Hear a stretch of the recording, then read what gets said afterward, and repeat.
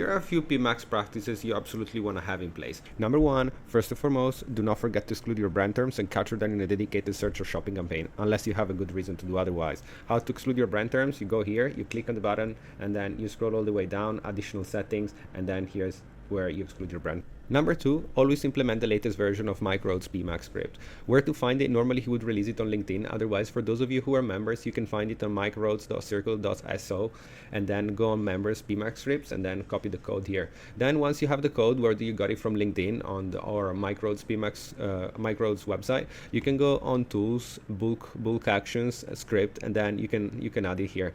You can copy the code, paste the code in here, and just make sure that you change the URL.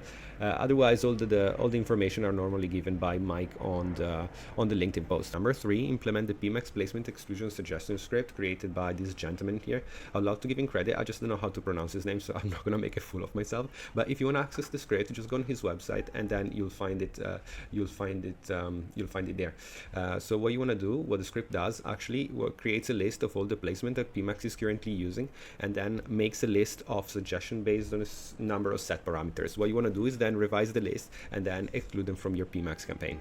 Number four, do not forget to add your audience signals. And please do not forget that the audience signals is not a strict set of instructions, but it's just a way to steer the algorithm in the right direction. Another thing you do want to forget is that the search terms can cannibalize your search. Just remember, if you're using exact match, the search will have priority. If you're using phrase or broad match, then it will depend on your ad rank. If you want more practical tips on how to optimize your campaigns, don't forget to follow us.